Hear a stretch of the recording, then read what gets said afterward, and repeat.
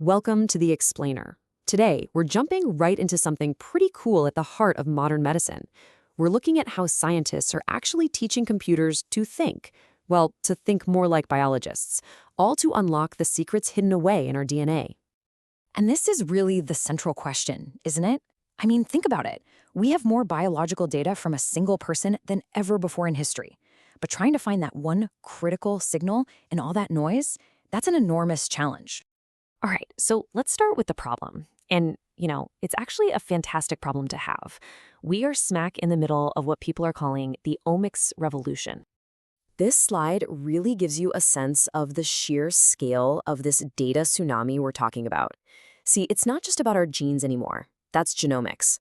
Now we can also see which genes are turned on or off. That's transcriptomics. And even what proteins are being built. That's proteomics. Every single one of these omics layers adds another dimension, painting this incredibly rich but also incredibly complex picture of a single person. And that brings us to the really crucial point here. The bottleneck has totally shifted. It's not about getting the data anymore. It's about making sense of it. I mean, trying to find those few tiny molecular warning signs of a disease in this ocean of information, it is literally like searching for a needle in a digital haystack. So, okay, how did we first try to solve this? Well, the initial instinct was pretty straightforward.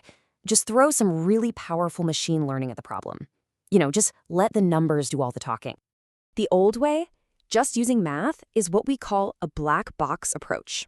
And yeah, it's great at spotting statistical patterns, but it has no idea why they're there. It can't explain the biological story. The new approach, though, it cracks that black box wide open. It combines the math with actual biological knowledge, so the patterns it finds aren't just statistically interesting, they're biologically meaningful.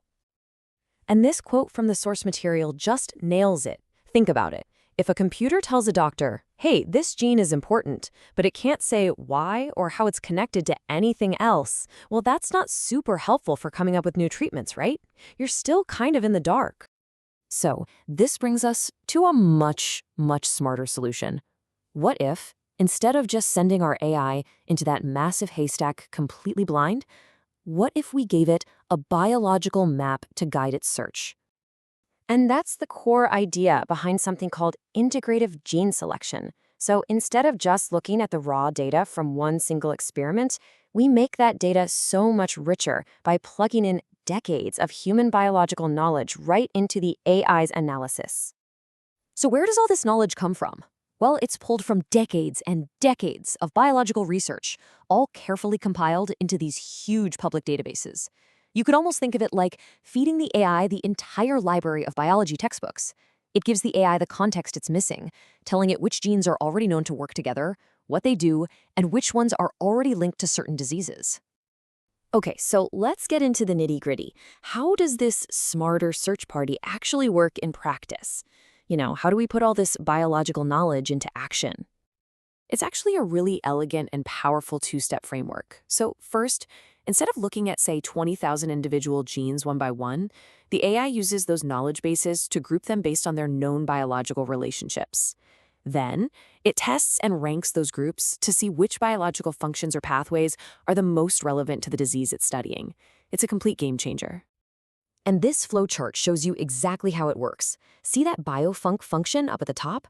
That's just a fancy way of saying biological function. It's where all that textbook knowledge gets put to work. It takes the raw list of genes and, as the very first step, it sorts them into meaningful groups. It's only after that step that the machine learning kicks in to rank those groups and tell us which ones are most important. It's a simple change, but it's so powerful. Biology leads the way, and the math follows. Okay, so what's the real payoff? I mean, why does this smarter approach matter so much for the future of medicine?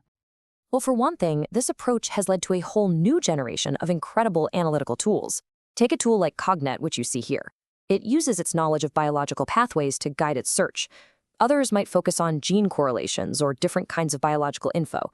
The point is, each one is using a different cheat sheet to get smarter, more insightful results.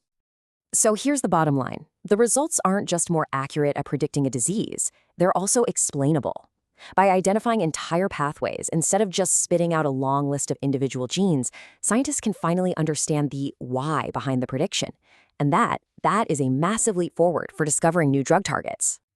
And as the source material concludes, this integration is just absolutely crucial. To really understand complex diseases, you just can't look at one type of data in isolation. You've got to combine all the pieces of the puzzle to see the complete picture of what's happening at the molecular level. So, by teaching our AI to speak the language of biology, we're doing so much more than just finding needles in haystacks. For the first time, we're actually giving the AI a map. This lets us not just find the clues, but finally understand what they mean. And honestly, that changes everything.